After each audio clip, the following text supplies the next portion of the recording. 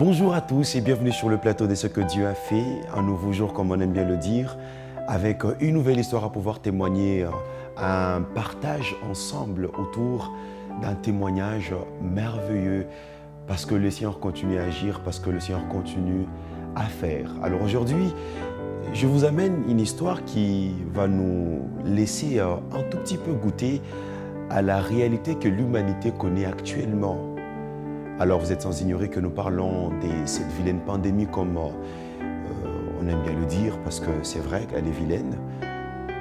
Mais là, peut-être que pour plusieurs personnes, ça paraît anodine de le dire ainsi. Mais c'est vrai. Dieu s'arrange toujours pour se soumettre à toutes choses. Et oui. Et je crois qu'en suivant l'histoire qui va venir, vous arriverez quand même à comprendre que le Seigneur reste souverain, reste puissant, reste capable et rien ne peut lui résister car il a tout pouvoir sur tout ce qui existe. Papa Arsène Lumbu nous honore aujourd'hui sur le plateau de ce que Dieu a fait parce qu'il a vu, il a vécu, il a expérimenté la main puissante, glorieuse des dieux, une main qui guérit. Suivons son témoignage. Moi, c'est Papa Arsène. Papa Arsène Lumbu Muchukangoy. Je suis marié, père de 3 enfants. Je suis marié à maman Salvatrice Fatouma. J'ai mes 3 enfants, Esli, Eliel et Eliana. Donc 2 garçons et une fille. Alors, je suis au-devant de vous pour vous témoigner combien la main de Dieu est puissante et grande et combien Dieu est bon envers ceux-là qui l'aiment, envers ceux-là qui s'accrochent à sa parole.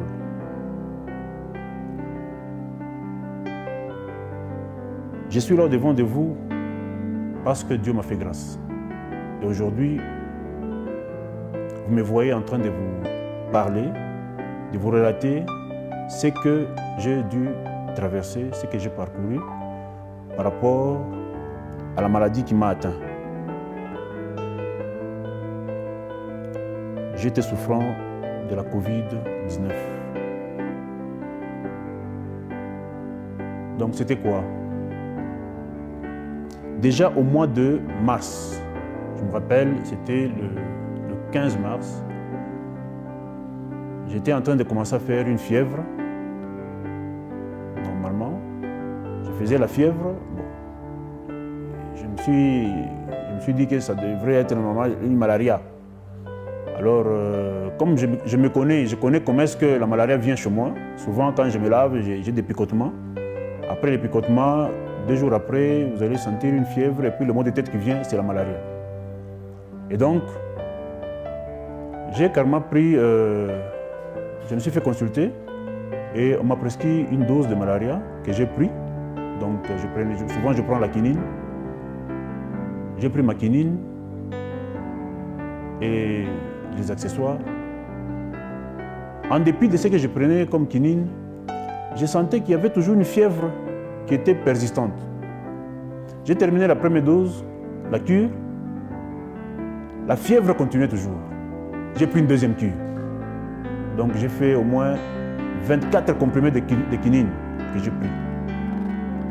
En dépit de ça, quand j'ai terminé la cure, la deuxième cure, la fièvre continuait toujours.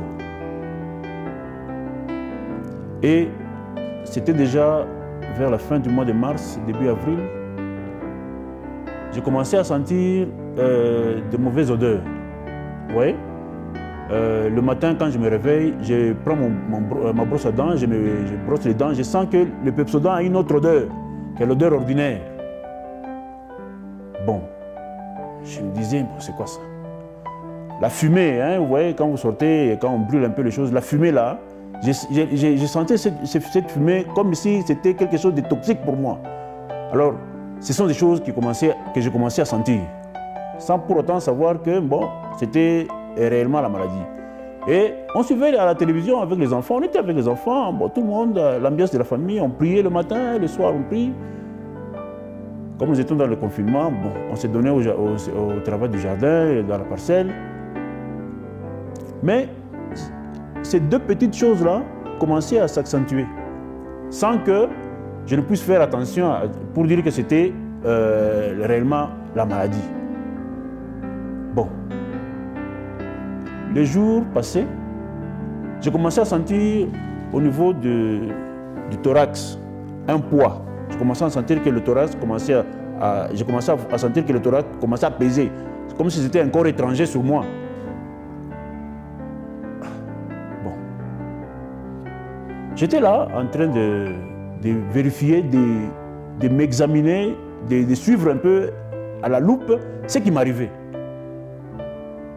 Alors une fois ma femme me dit, parce que ma femme est infirmière, elle me dit, vous savez, avec tout ce que vous avez là-bas, vous savez que la Covid, ce n'est pas une maladie comme le sida. Toi, tel que je te vois là, j'ai comme l'impression qu'il faut que tu ailles faire les tests, te faire examiner. Ça ne fait pas une honte. Parce que ce n'est pas comme le sida où tu es sorti, tu t'es prostitué. Non, c'est une maladie qui arrive comme toutes les autres maladies. Il ne faut pas avoir honte, comme les gens se cachent. En tout cas, elle m'a exhorté plus d'une fois à aller faire le test, à aller se livrer sans pour autant, pour savoir c'est quoi. Parce qu'elle me dit, ta fièvre là et ton rhume là, ça ne me fait pas du bien. On peut demander, parce que vous voyez, à la une, c'est la Covid. On ne sait jamais. Alors, un jour, elle revient le soir, on suivait la télévision pour dire que vous savez, il y a d'autres signes pour la Covid, vous allez sentir à la gorge devient sèche. Je lui dis exactement. Depuis hier, j'ai senti que ma gorge est vraiment très sèche. Et je sens les mauvaises odeurs et je sens vraiment qu'au niveau du thorax, quand j'aspire à fond, hein, en expirant, je tousse. Tap, tap, une petite tousse là, une petite toux. Il me dit, mon ami, va te faire examiner ça. Ça ne fait pas grand-chose. Bon, c'était un matin, un lundi, je me rappelle le 15 mai, je suis allé chez le Dr Muyumba. Je me suis présenté là, j'étais bien. J'ai payé ma consultation. Je lui ai dit, bon, moi je viens pour faire le test de la Covid. Il dit, mais toi tu es bien? Non, j'avais seulement fait le test par rapport à ce que je sens. Bon, je vais être fixé parce que ça ne sert à rien de rester dans l'imbroglio, dans le flou. Je vais être fixé. Elle m'a dit, ok, ça va. Elle a appelé son infirmière. On m'a fait le test sur place, un test rapide. On a pris le sang ici. Et puis on m'a dit d'attendre. Après 15 minutes, 20 minutes, on m'a appelé pour dire que vous êtes positif à la Covid. Les résultats sont là. Comment est-ce qu'on appelait le GMMG positif et l'autre là était aussi positif. Il me dit voilà. Je lui ai posé, qu'est-ce que je dois faire? J'ai commencé à paniquer. Il me dit non, ne panique pas. C'est pas grave. Comme vous êtes encore vraiment, vous êtes tel que je vous vois là, vous êtes un peu tranquille. Vous êtes tranquille. Allez directement prendre le médicament dont je vais vous prescrire. Vraiment, c'est le médicament qu'on donne à tout le monde. Il m'a prescrit trois produits à acheter. Entre autres, l'aspirine, l'azithromycine et le Penz. Penzinc. Hein? Alors, je suis parti de là, j'ai appelé ma soeur, qui est au niveau du lit, elle s'appelle Nora. Je l'ai appelée, je lui ai dit, oui, je viens de la consultation, je suis testé positif. C'était vers 16h. Je suis testé positif. Il m'a dit, tu as l'argent là-bas? J'ai dit, j'ai un peu d'argent ici. Va chercher le médicament. J'ai commencé à aller chercher le médicament dans les pharmacies. Je suis allé sur Kassai contre Djamena. J'ai demandé l'aspirine, il n'y en a pas. J'ai demandé l'azithromycine, j'ai trouvé. Et le Penzen, on m'a prescrit les deux médicaments là. Alors j'ai cherché l'aspirine. J'ai sillonné la ville pour trouver l'aspirine, il n'y en avait pas. Je suis arrivé au niveau de la banque BCDC. Oui, là où il y a l'éléphant, en face. Je suis allé là-bas, j'ai présenté j'ai demandé les aspirines. Ils m'ont dit non, ici on n'a pas les aspirines, mais vous pouvez laisser $200 et dans 48 heures, vous aurez l'aspirine. Hé, $200 ? Je me suis dit non. Je suis reparti, j'ai cherché vers 18 h. Alors j'ai commencé à me fatiguer. Je suis rentré à la maison. J'ai appelé ma femme. Elle m'attendait au niveau de Tabora. Alors tellement que j'ai traîné en cherchant l'aspirine, elle m'a précédé à la maison. Alors quand je l'ai appelé, je dit que je suis déjà à la maison. Je l'ai suivi, je suis arrivé à la maison. J'avais acheté ce jour-là les bananes. C'était 2 bottes de bananes. Arrivé seulement à la maison, je l'ai consommé moi-même. Donc j'étais vraiment fatigué. Je me suis dit que je ne vais pas dormir sans pour autant que je n'ai les médicaments. J'ai pris la voiture, je suis allé chercher les médicaments. On m'a dit sur qu'il est la Balanda, au fond là, il y a une pharmacie, il y en a. Je suis allé, j'ai cherché en vain. Alors j'ai appelé ma soeur pour dire que est-ce qu'il n'y a pas un moyen d'appeler notre grand frère qui est à Kinshasa pour que là-bas à Kinshasa avec notre cousin Dr Arsène, on peut trouver le médicament. Elle dit ok. Je rentre à la maison. Il me dit toi rentre à la maison, on va faire ces choses-là. Vers 20 h, elle m'appelle, elle me dit que petit, j'ai trouvé le médicament. Envoie demain matin ta femme chercher le médicament. Alors que nous étions en train de chercher le médicament, alors qu'on m'avait testé positif, l'un jour avant, 2 jours avant, les 3 jours avant, j'étais avec ma femme. À la maison, dans l'hôtel conjugal, sans problème. On faisait tout ce qu'on pouvait faire. Alors, le jour qu'on m'a donné le médicament, j'ai commencé à prendre le médicament. Moi-même, je me suis dit, ah, il faut se confiner. D'abord, le premier jour, j'ai pris le médicament, j'étais avec ma femme. Le deuxième jour, j'ai pris le médicament, j'étais avec ma femme. Alors, quelque chose m'est venu au cœur. Je me dis que mes enfants, ma femme, tu t'imagines, j'ai dit à ma femme, tu t'imagines si vraiment toi aussi tu es atteint, les enfants, ça sera comment? Ce qui est mieux, je vais me confiner. Alors, nous avons une chambre à part, une chambre de visiteurs. Je suis allé là-bas avec toutes mes histoires. Je suis rentré là-bas, je lui ai demandé de m'acheter, de me chercher un désinfectant. Alors j'étais avec mon désinfectant. Il utilisait la même toilette, la même salle de bain, tout dans la maison. Alors je prenais les soins, chaque fois que je vais aux toilettes, je prends mon désinfectant. Dès que je termine, je désinfecte la toilette, tout et tout, la porte. Et je rentre dans la maison, dans ma chambre, je désinfecte la porte et qu'on sort. Donc ma vie a commencé là-bas. J'ai été testé positif depuis le 15 mai. Ce n'était pas facile. Alors que moi j'étais testé positif, il y avait des gens qui mouraient déjà. Il y avait le directeur de l'OCC qui était mort de la Covid, soi-disant de la Covid. Alors il y a des gens autour de moi qui mouraient. Ça m'a fait des histoires, ça m'a fait vraiment mal pour dire que je suis aussi parti. Une semaine après, vers 2 h du matin, je vais appeler ma femme. Je lui dis que ça ne va pas. Malgré que je prends les médicaments, mais la fièvre là continue toujours. Et je sens toujours les effets vraiment de la Covid vraiment m'environnent et m'enracinent vraiment. Je faisais la petite toux, je faisais la fièvre, je faisais la diarrhée. Alors j'étais dans cet environnement-là, enfermé. Alors les enfants ne savaient rien. Je faisais tout pour que les enfants ne sachent pas que je suis malade. Le matin, après que j'ai pris mon bain, je sors, je fais un tour de la parcelle, je le regarde, je lui donne certaines petites injonctions et puis je rentre. Le soir, j'avais une fauteuil pour moi dans le coin, c'est là que je me mettais. J'avais même interdit aux enfants de se mettre dans ce fauteuil-là. Alors c'était comme ça que les choses sont arrivées. J'étais vraiment mal en point. Je perdais non seulement le sang, j'étais devenu pâle comme ma chemise ici. Très pâle, quand je regarde mes mains, c'était pâle. Les yeux, on dirait qu'il y avait de la colle ici. Donc le sang s'est vidé, ils étaient vraiment à la mort. Quand un jour comme ça, ma femme me dit, « Ah Arsène, tu vas mourir. Regarde comme ça tu as fané. » Je lui dis que, je la regarde, je dis,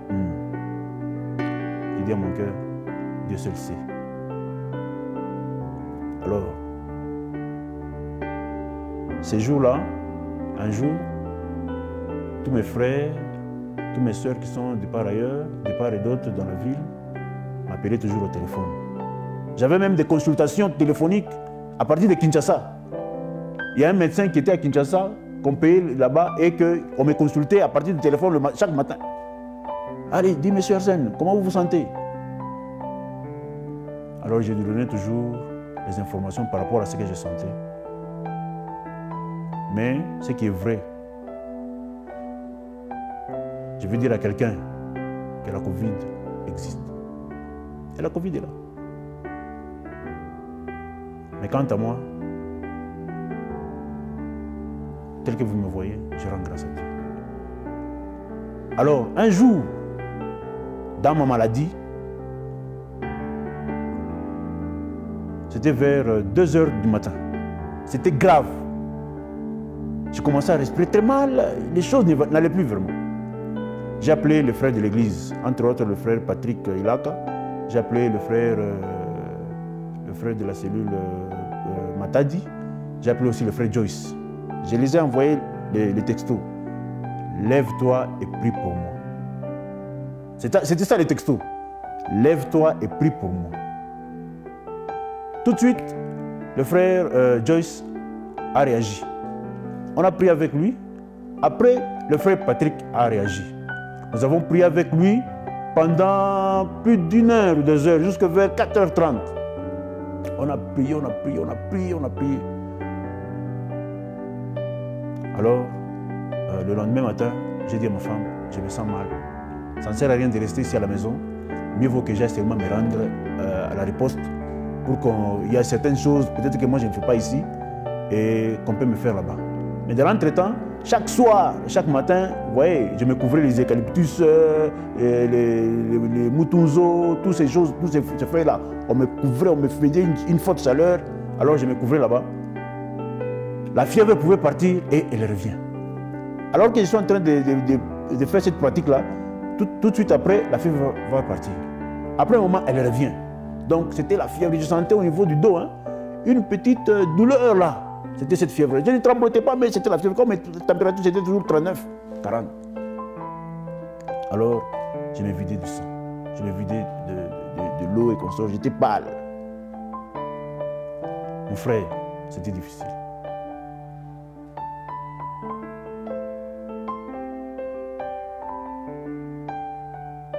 Alors, un matin, c'était un dimanche, oui.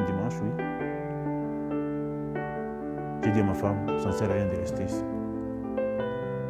Parce que le pire peut m'arriver, ce sera compliqué.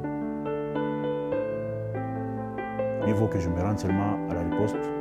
Comme ça, on va trouver une autre solution. Peut-être qu'il y a certaines pratiques que moi qu'on fait ici, mais on ne le fait pas, que je devais faire, mais on ne le fait pas ici. Alors, elle a appelé son oncle, qui est l'AG de l'hôpital Saint-Louis, pour qu'on vienne me prendre avec l'ambulance. Son oncle n'a pas tardé, alors il a réagi positivement. Après 30 minutes, l'ambulance est venue. Alors que madame me faisait un peu à manger pour que je puisse partir, que je ne puisse pas partir à sec. Donc j'ai mangé à la hâte. Elle me faisait une valise, ma petite valise, pour partir avec. Je suis parti dans la Covid. La Covid est venue dans les quartiers, vous voyez. L'ambulance, là, le grand, arrivé dans les quartiers, entré dans ma parcelle, c'est écrit Covid-19. Et ce jour-là, il y avait confinement. Je suis sorti très courageux. J'ai pris ma veste. Nous sommes allés et tous les quartiers disaient Hé, Papa Arsène, hé, Papa Arsène, Papa Arsène. Je suis parti. Nous sommes allés avec l'ambulancier jusqu'à l'hôpital Saint-Denis. On m'a déposé. Et l'oncle m'avait dit Allez directement à la salle 4. Moi, je ne savais pas la salle 4 c'est quoi. Vous arrivez là-bas à la salle 4 et dit ah, c'était le Réa. Je dis toi, tu es malade, tu viens voir quelqu'un? Il dit non, je suis malade. Toi? On me regarde, non, va attendre dans la salle d'attente. Je suis allé dans la salle d'attente là. Il y avait beaucoup de, ces jours-là, il y avait beaucoup de morts. Il y avait même un colonel qui était mort de la Covid. Il y avait beaucoup de gens qui étaient morts de la Covid ces jours-là. Alors on devait les évacuer. Il dit avec tout ce qu'on va faire maintenant là, on va enlever les morts, ça va lui faire un traumatisme. Mieux vaut qu'il aille attendre dans l'autre salle. Je suis arrivé là-bas vers 9h. Je suis resté. Vers 12h, ma grande soeur m'a appelé. Est-ce qu'on a fait quelque chose? Il dit, depuis que je suis ici, il n'y a même pas des infirmières, il n'y a personne qui me regarde. Alors, vers 12 h, il me dit, je viens d'appeler à Cinquantenaire, il y a une amie là-bas, il dit qu'ils reçoivent là à Cinquantenaire ces cas.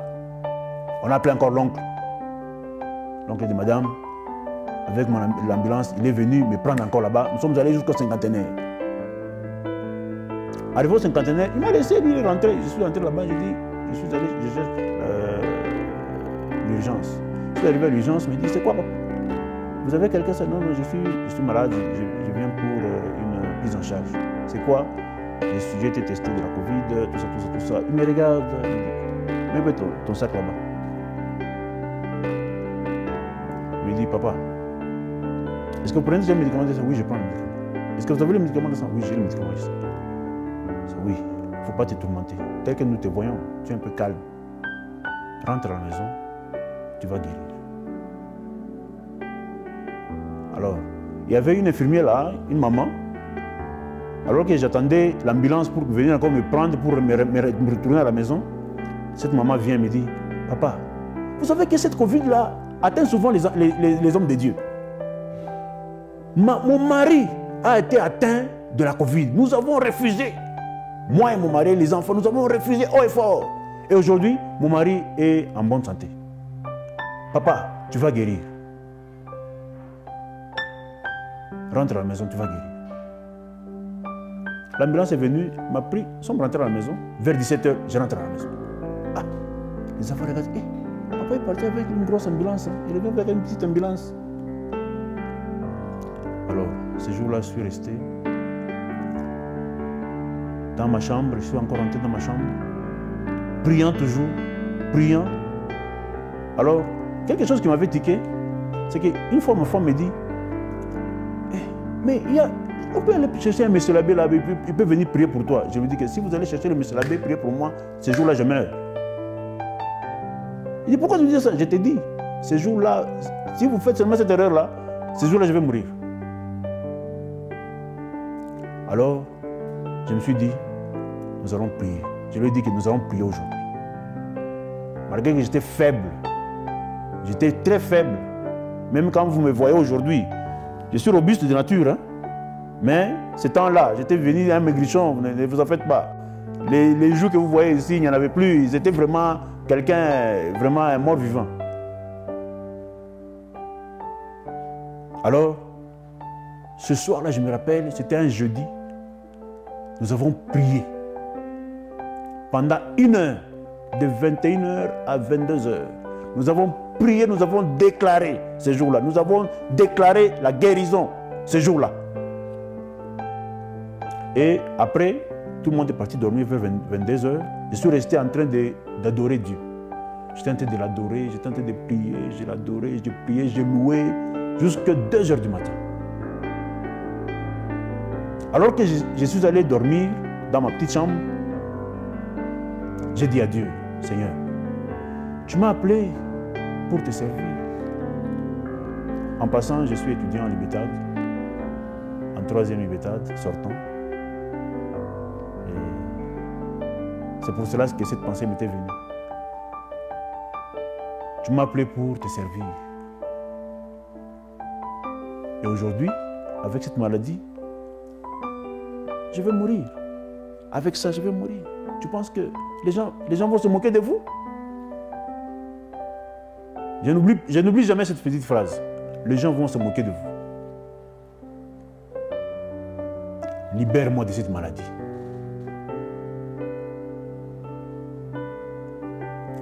Mon frère, ce jour-là, c'est ce jour-là, alléluia, que j'ai dit que Dieu, la main de Dieu est là. Alors, je me suis rendormi, j'ai fait un rêve. Je n'oublie jamais ce rêve-là. J'ai fait un rêve, alors que j'étais sur une pente vers une rivière. Alors, déjà, dans cette pente-là, c'était très glissant. Je tenais aux herbes qui étaient là.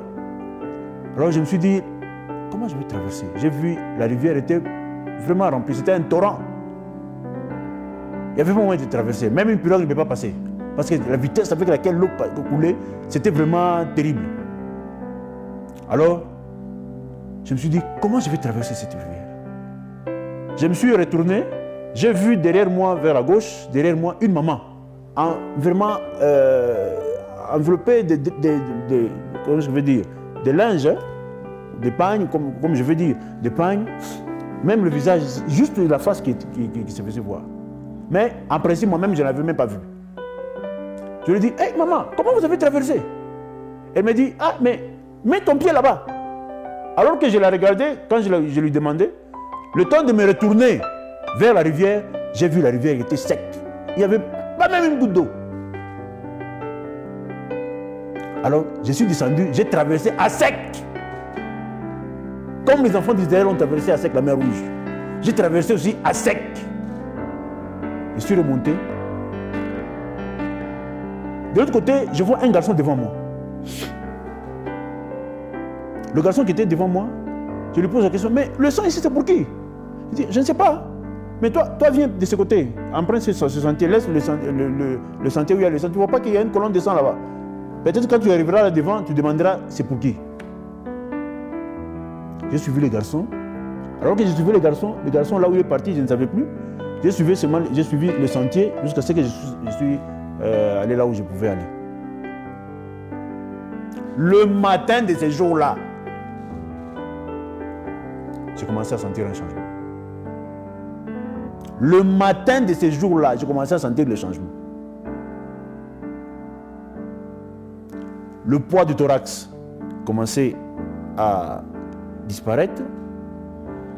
J'ai commencé à sentir que tout ce que j'avais comme maladie, comme embouteillage dans mon corps, ça commençait à disparaître. Depuis ce jour-là. D'abord, nous avons prié avec le frère. Et puis, j'ai continué à prier moi-même. Et j'ai fait ces rêves. Et depuis ce jour-là, j'ai commencé à sentir un changement dans mon corps. 2 jours après, je crois, une semaine après, le médecin là de Kinshasa m'a appelé. Papa Arsène, comment vous vous sentez? Est-ce que vous continuez toujours à prendre le médicament? Oui, je continue à prendre le médicament. Non! Arrête de prendre le médicament. Tu es déjà guéri. Tu es déjà guéri. Je dis, comment je suis guéri? Oui, tu es déjà guéri. Les restes là, ce sont des choses qui vont suivre, qui vont disparaître de soi.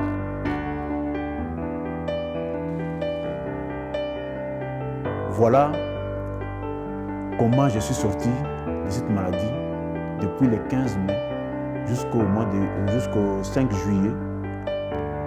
Vous voyez, j'ai traversé ces 2 mois de maladie. Voilà comment est-ce que le Seigneur m'a fait grâce.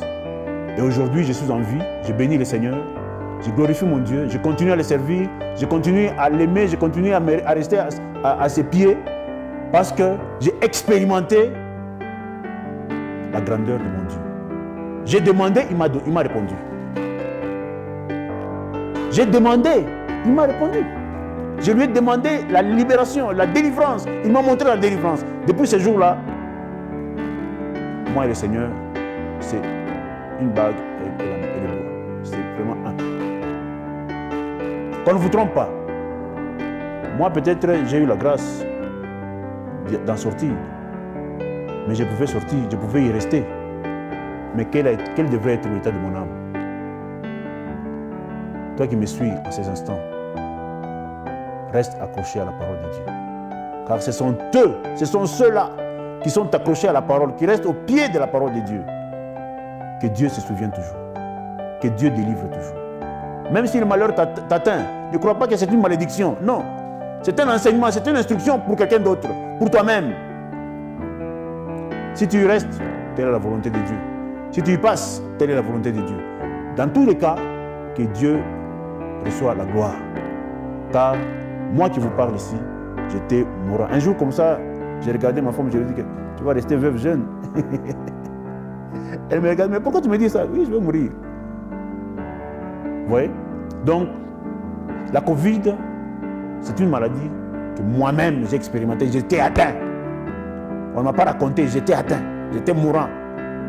C'est pourquoi je me suis toujours promené avec ça. J'ai toujours eu peur. et dire que je peux encore ça va encore me revenir. Mais qu'à cela ne tienne. Mais Dieu est bon en tout temps. Dieu délivre ceux-là qu'il aime. Je vais te dire ce soir, ou ce jour, reste accroché à la parole de Dieu. Reste accroché à notre Jésus. Il est bon. Il délivre. Aujourd'hui, on est en train de dire, oh, 666, tout ça, peut-être c'est une maladie.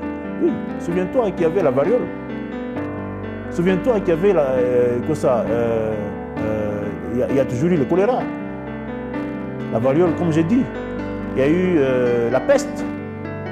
Il y a eu beaucoup de maladies pandémiques à travers les âges.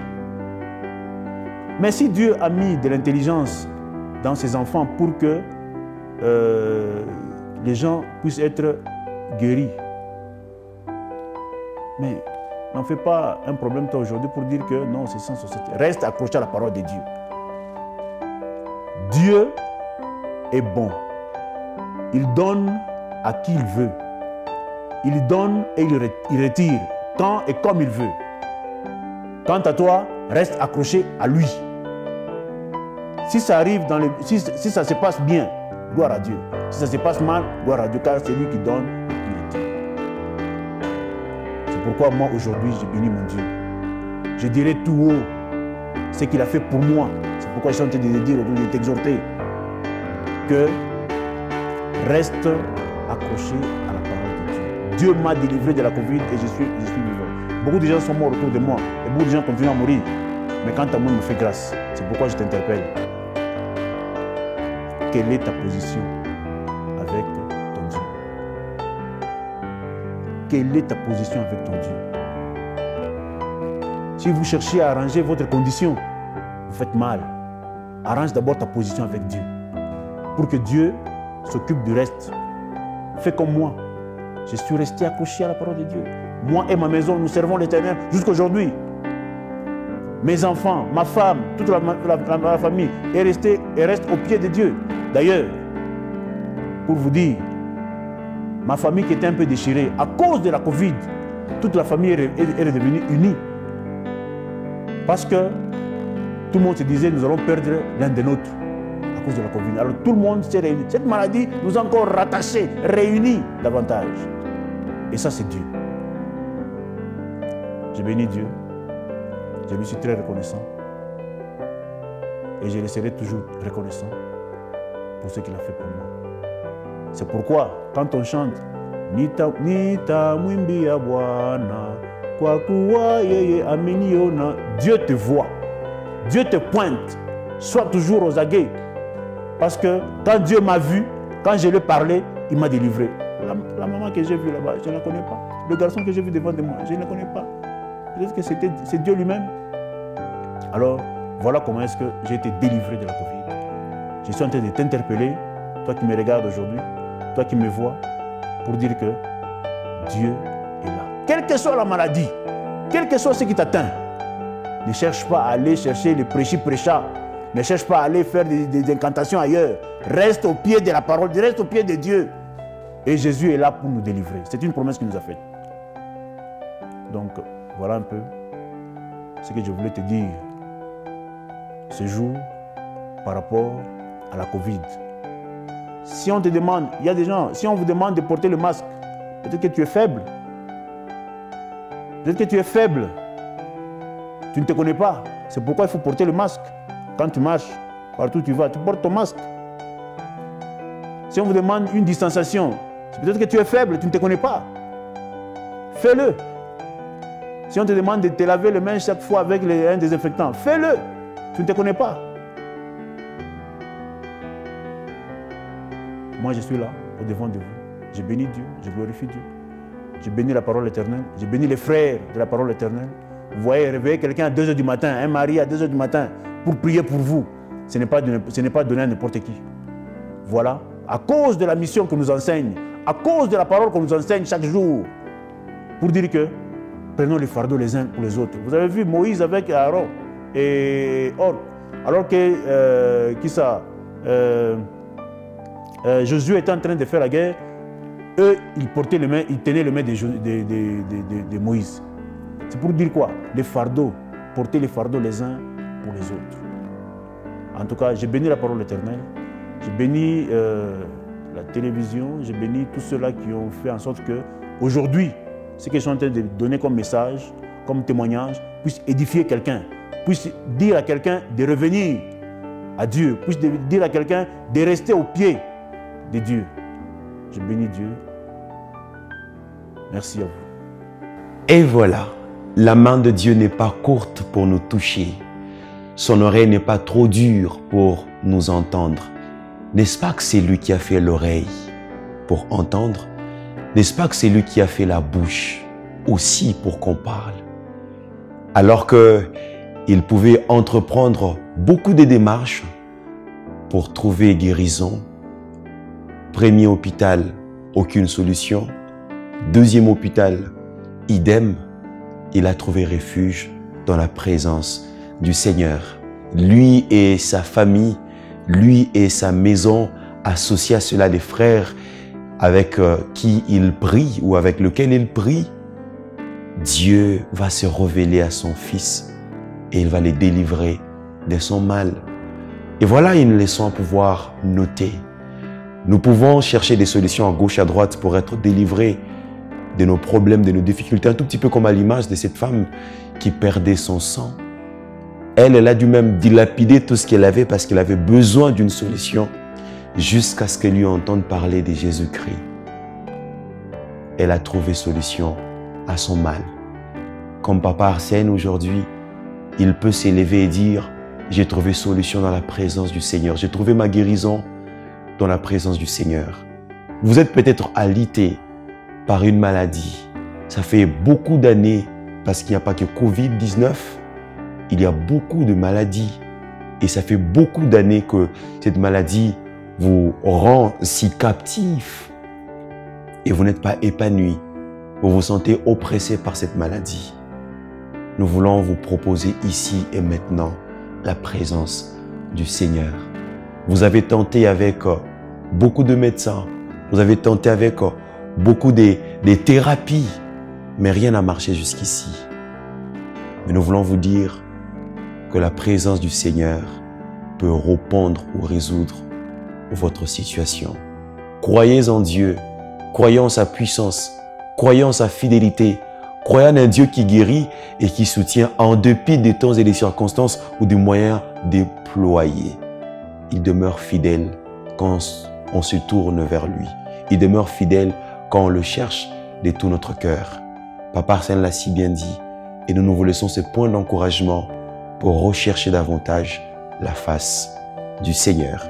C'était ce que Dieu a fait avec Papa Arsène qui a été délivré du Covid-19. Je remercie le frère Sébastien Makiko qui a réalisé cette émission. Le plaisir sera nôtre prochainement vous retrouver avec une nouvelle histoire, un nouveau témoignage sur le plateau de ce que Dieu a fait. À très vite.